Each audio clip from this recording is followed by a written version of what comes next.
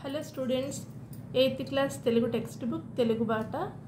ఇందులో మనం సెమిస్టర్ 2 ఇందులో ఉన్న పాఠాల్లో నాటి చదువు వరకు ప్రశ్నలు సమాధానాలు చూసాం కదా. తర్వాత పాఠానికి ఇప్పుడు మనం ప్రశ్నలు సమాధానాలు నేర్చుకుందాము. పిల్లలు, అన్ని పాఠాలకు సంబంధించిన వీడియోస్ అన్నీ మన ఛానల్లో అవైలబుల్గా ఉన్నాయి. మీరు సబ్స్క్రైబ్ చేసుకున్నాక ప్లేలిస్ట్ని చూడండి, అన్నీ అర్థమవుతాయి. ఓకేనా? ఇప్పుడు నాటి చదువు ప్రశ్నలు సమాధానాలు అయిపోయినాయి కదా. సెమిస్టర్ 2 ఇందులో మనం నాటి చదువు ఇంతకుముందు లెసన్కి సంబంధించిన ప్రశ్నలు సమాధానాలు చూసాము. ఇప్పుడు సమదృష్టి ఈ పాఠంలో ఉన్న ప్రశ్నలు సమాధానాలు ఈ వీడియోలో నేర్చుకుందాం. వీడియోతో పాటుగా చదవండి పిల్లలు. ఫస్ట్ వినండి, తర్వాత చదవండి. వీడియోని మళ్ళీ రిపీట్ చేసుకుని మీకు ఈజీగా వచ్చేస్తుంది. అలాగే మీకు టైం వేస్ట్ అవ్వకుండా వీడియోతో పాటుగా సమాధానాలు కూడా చూడకుండా చెప్పేయగలుగుతారు. ఓకేనా? సమదృష్టి ఇందులో ఉన్న వ్యక్తీకరణ సృజనాత్మకత. ఓకేనా? వ్యక్తీకరణ సృజనాత్మకత ఇందులో ఆ అనే రోమంలో ముందుగా ప్రశ్నలకు 4 వాక్యాలలో జవాబులు రాయండి అని ఇచ్చారు. వీటికి 4-5 వాక్యాలలో సమాధానం ఇస్తే సరిపోతుంది, చిన్న ప్రశ్నలు. తర్వాత 8 వాక్యాలలో జవాబులు రాయాల్సిన ప్రశ్నలు. కాస్త వివరంగా సమాధానం మనం ఇవ్వాలి, ఎందుకంటే ఇవి ఎక్కువ మార్కులు కేటాయించబడతాయి కాబట్టి మనకి మార్కులు చక్కగా పడాలంటే చక్కగా సమాధానం కూడా మనం ఇవ్వాలి. ఓకేనా పిల్లలు? మొదటి ప్రశ్న, గజల్ ప్రక్రియ లక్షణాలను గురించి రాయండి. సమాధానం, ప్రక్రియ గజల్. గజల్ అనే పదం గజాల్ నుంచి పుట్టింది.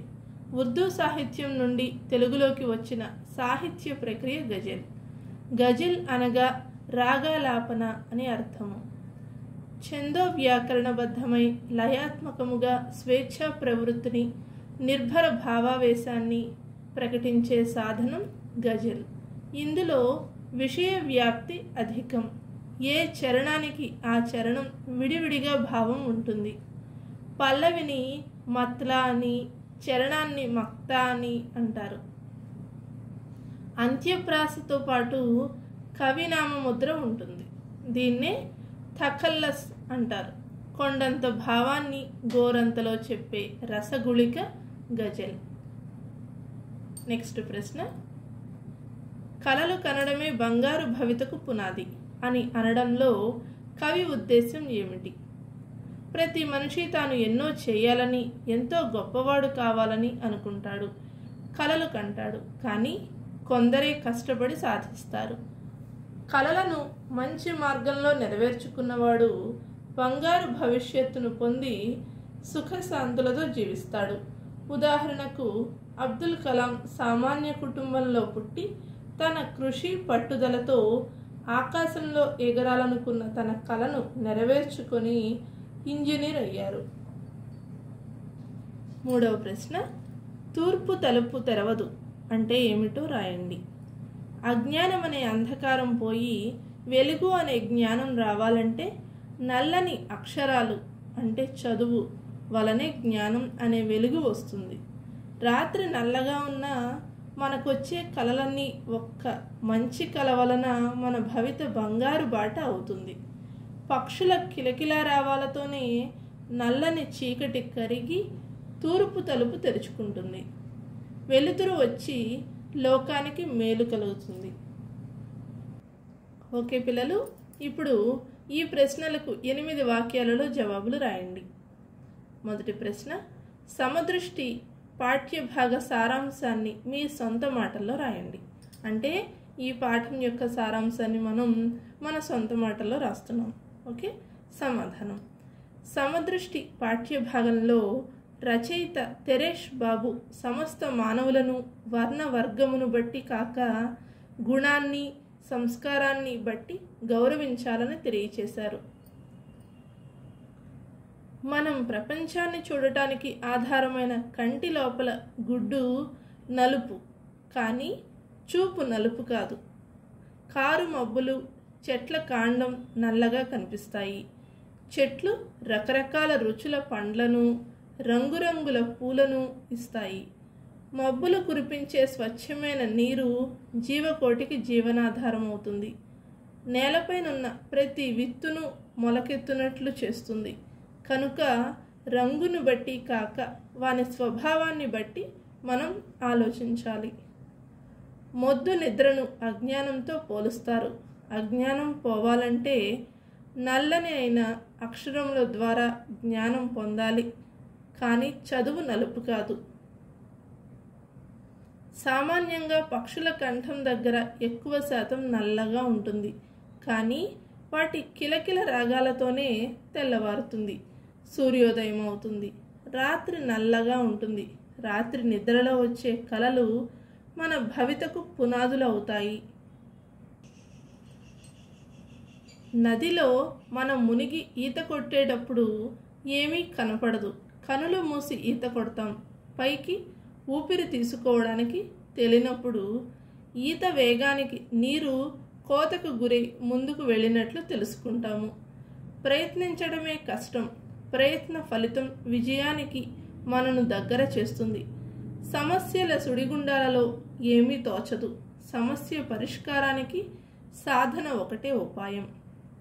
ప్రయత్నం చేస్తే ఏదైనా సాధించవచ్చు, కాబట్టి ప్రయత్నం ఆపవద్దు అని కవి తెలియచేసెను. విన్నారు కదా, ఇది సారాంశం, సమదృష్టి పాఠ్యభాగ సారాంశం. తర్వాత ప్రశ్న, సమసమాజ స్థాపనకు నీవు ఏమి చేయగలవో రాయండి. జవాబు: సమసమాజం స్థాపించాలంటే సృష్టిలో ప్రతి ప్రాణి సమానమే అనే భావన ప్రతి ఒక్కరిలో కలిగేలాగా చేయాలి. కుల మత జాతి భేదాలు లేక అందరూ కలిసిమెలిసి ఉండేలా చేయాలి. వర్ణ వర్గ భేదం లేక తెలివి, పనిలోని నైపుణ్యాన్ని బట్టి వ్యక్తులకు తగిన ఉద్యోగ భృతి కలిగించాలి. విద్య ఉద్యోగ నియామకాల్లో రిజర్వేషన్ లేకుండా అర్హతను బట్టి పాటించాలి. రూప ప్రాధాన్యం లేకుండా మనిషి గుణములను బట్టి స్వభావమును బట్టి ఆలోచించి ఏ నిర్ణయమైనా తీసుకోవాలి. సమాజంలో ప్రతి వృత్తి గౌరవప్రదమైనదే. సమాజంలో ప్రతి వృత్తి గౌరవప్రదమైనదే అనే భావన ప్రతి వారు కలిగి ఉండాలి. అప్పుడు అందరూ సమభావనతో కలిసిమెలిసి ఉంటారు. కుల మత భేదం లేనందున మా కులం మతం గొప్ప అనే భావము ఉండదు. గాంధీ వంటి మహనీయులు కలలుగన్న సమసమాజం ఏర్పడుతుంది. నెక్స్ట్, సమదృష్టిపై కవిత రాయండి. ఉరకలెత్తు ఉత్సాహం నిండి ఉన్న యువకులం ఈ జీవన సంద్రంలో సమసమాజ నావికులం. భవితవ్యపు యుద్ధంలో శివార్ల మధ్య నిలుచుంటాం. నవభారత నిర్మాతలం, భవిష్యత్తు నిర్ణేతలం. జవసత్వాలన్నీ ఉన్న యువకులం దేశ ప్రగతి ధ్యేయంగా ఖడ్గమూని బయలుదేరి పాత కొత్త యుద్ధంలో నేతలమై తీరుతాం. మూఢాచారాలన్నింటినీ రూఢిగా మేమెదిరిస్తాం. కూడు గూడు లేని జనుల గోడులన్నీ తీర్చేస్తాం. సమసమాజ పద్మమును వికసించగ యత్నిస్తాం. అహంభావరహితంగా అహర్నిశలు కృషి చేస్తాం. చూశారు కదా పిల్లలు, సమదృష్టిపై కవిత. వీడియోని పాజ్లో పెట్టుకుని మీరు నోట్స్ రాసుకున్నా పర్వాలేదు, వీడియోతో పాటు చదివినా పర్వాలేదు.